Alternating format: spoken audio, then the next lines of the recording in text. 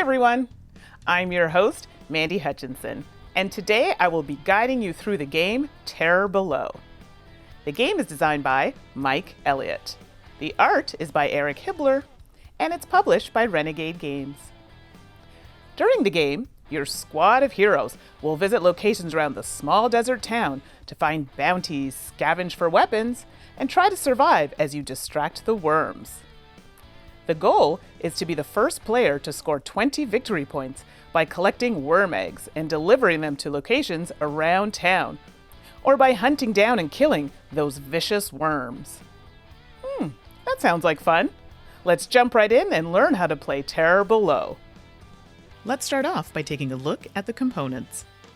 1 game board, 2 dice, 1 red, 1 blue, 37 worm cards, 42 bounty cards, 5 player aid cards, 24 item cards, 16 character cards, 23 weapon cards, 54 vehicle cards, 3 target tokens, 50 pieces of rubble, 16 victory point VP tokens, 28 eggs, and 5 player pawns. To start the setup, you want to place the board in the center of the table with the desert side up. Take the bounty, weapon, item, character, and vehicle decks and shuffle them separately. Set aside the 4 starting worm cards, the black bordered worm cards with no health or card limit numbers, and then shuffle the worm deck, placing it near the terror zone. Place the bounty deck near the government facility and then flip 4 cards face up to form the bounty line along the top of the board. Place the weapon deck near the state police, the item deck near the general store, and the vehicle deck in reach of all players. Place the 3 target tokens in the worm card slots on the terror zone of the board. And finally, place all remaining tokens and pieces in separate piles next to the board. If you really want to delight the senses, you can add any of the worm standees around the board or near the terror zone. To start the player setup, each player takes a pawn and player aid in their color, followed by players receiving 1 item card and 1 weapon card, which are kept hidden from other players. Next, each player draws 3 vehicle cards to form their starting hand and 3 character cards to form their squad. All unused character cards are placed back in the box. Important, your hand limit is 3. Now you will choose 1 character to be your starting leader. Place this leader face up in front of you with the remaining characters face up underneath in any order. Now we are ready to set up the board for gameplay. Let's start by looking at the worm cards. The worm cards come in 5 different types and with 4 different egg colors.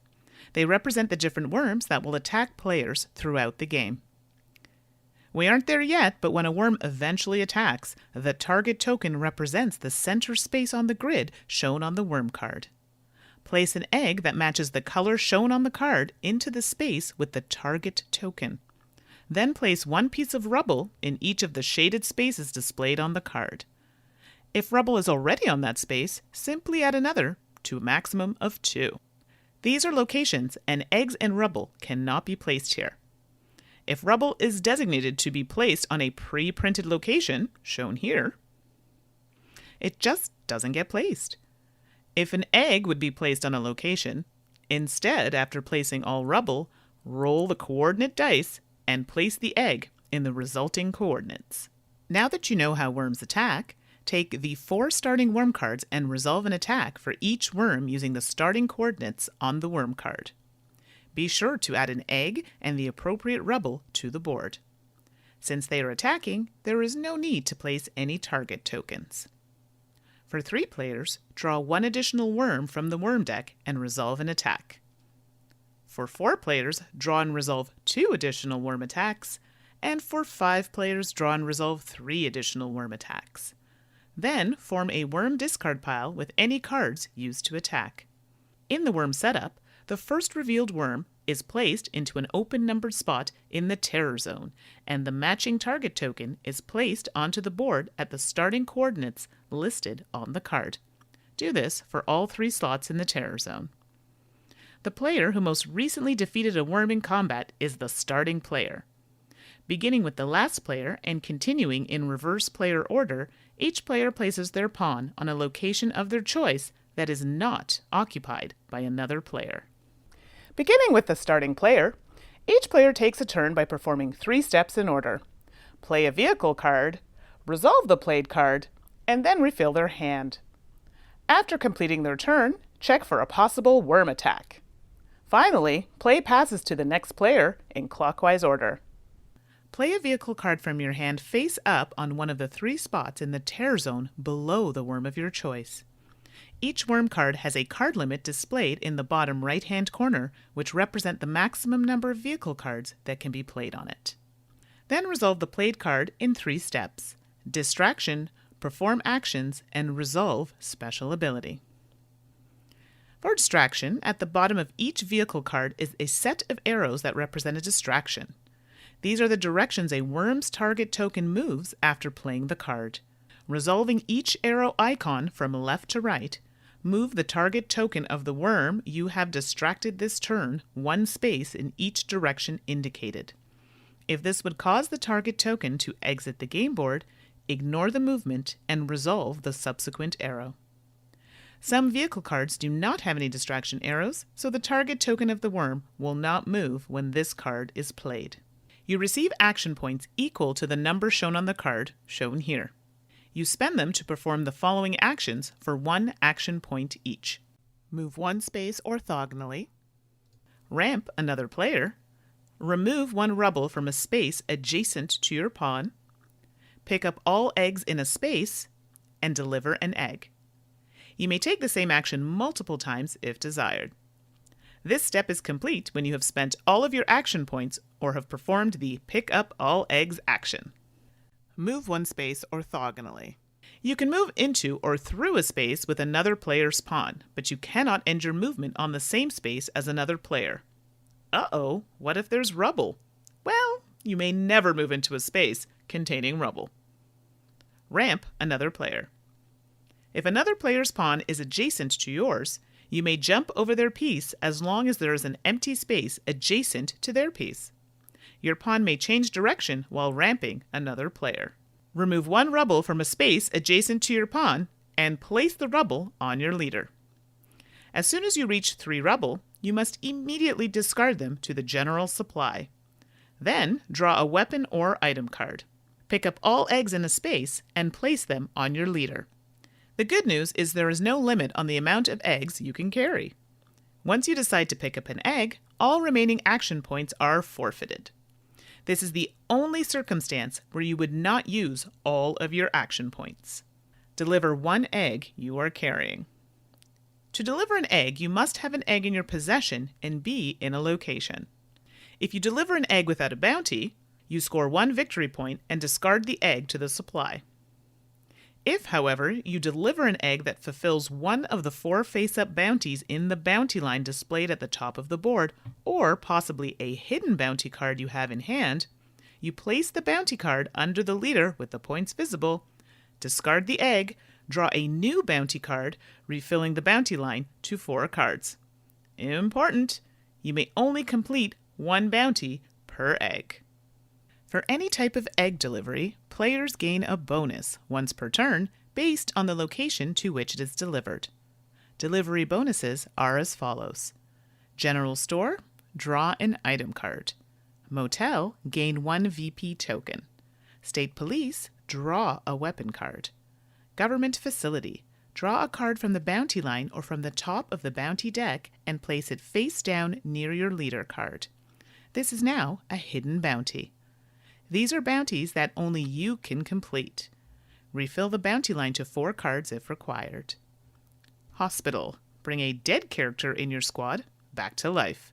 Flip the card face up and place it underneath your current leader card. Leaders can sometimes die during worm attacks. Resolve special abilities. Each vehicle card has an ability that must be performed. Higher numbered cards have negative abilities, while lower numbered cards have positive ones. Items and weapons may not be used on the turn they are acquired. However, you may use them during worm attacks as they happen between turns. Item and weapon cards are kept hidden from other players until played from your hand. Item cards generally include special abilities that a player may use on their turn to break the rules and possibly gain points. When your turn is over, draw vehicle cards until you have refilled your hand to 3. If you are playing with 2 players, there are additional steps at this point of our juncture. In a 2-player game, players add a vehicle card to a random worm between each player's turn. Additionally, a 4th phase is added prior to resolving worm attacks and after your normal turn. Roll for a worm. Roll 1 coordinate die. The terror zone is marked with 3 sets of numbers that indicate which worm is affected by the roll. 1 to 2, 3 to 4, 5 to 6. Draw a vehicle card and place it face up on the rolled worm. Immediately resolve the distraction arrows at the top of the drawn card and ignoring the rest. Note, a newly placed distraction can be placed on a worm that is already at its card limit. This is the only time this exception may occur. Your turn isn't over yet. Before the next player takes their turn, check for a worm attack. In the lower right-hand corner of each worm card is their card limit. This number denotes how many vehicle cards can be played on a worm before it attacks. If there are vehicle cards on a worm equal to the number shown, it attacks before the next player takes their turn. To resolve a worm attack, check to see if there are any face-down cards on the worm. Some vehicle cards will add face-down cards to worms. If there are any, flip them over and resolve them as you would during the distraction step. If there are multiple, resolve them in the order they were played. Place an egg matching the color of the attacking worm on the space where the target is now located.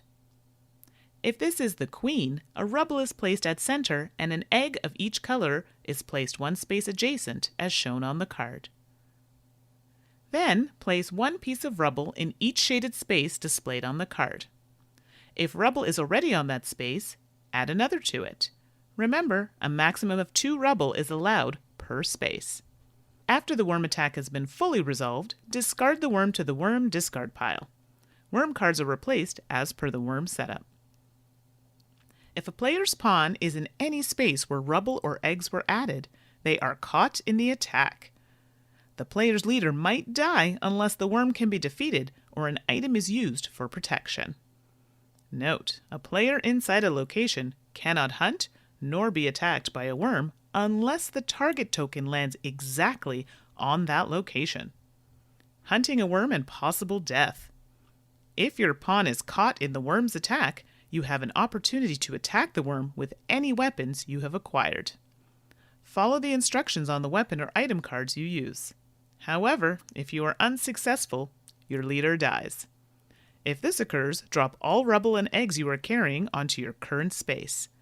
If placing rubble would exceed the maximum 2 pieces per space, any excess is returned to the supply.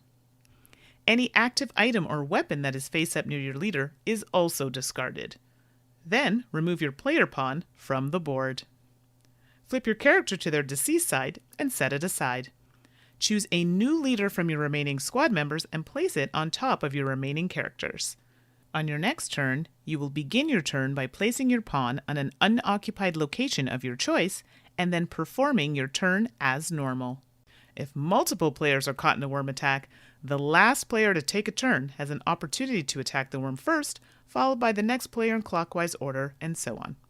Defeating a worm. A worm card shows the worm's health total.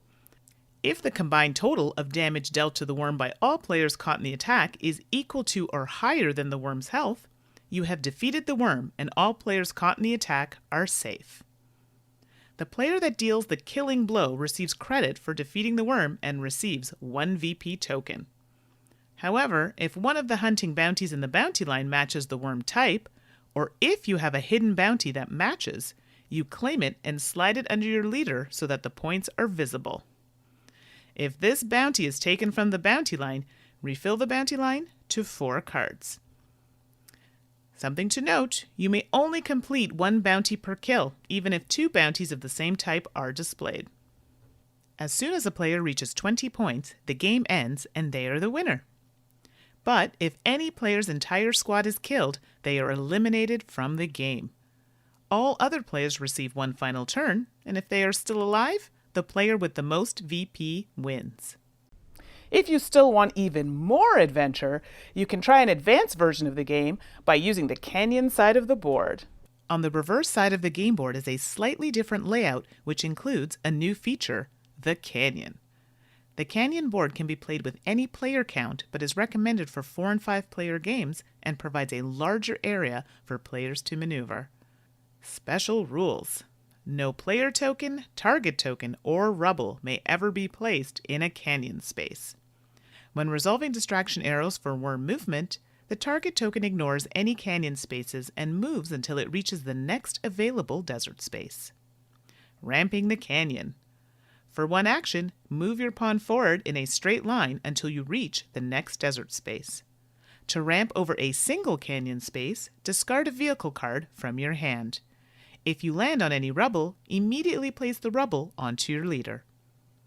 To ramp over more than one space of the canyon, discard a 6 or 7 vehicle card from your hand and roll a die. Whether you fail or succeed, you immediately gain 1 VP token for taking the risk.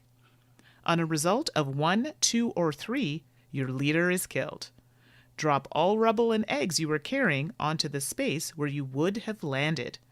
On a result of 4, 5, or 6, you land safely. Good luck! Well, there you have it. Thanks for joining me for a game of Terror Below, and we'll see you next time.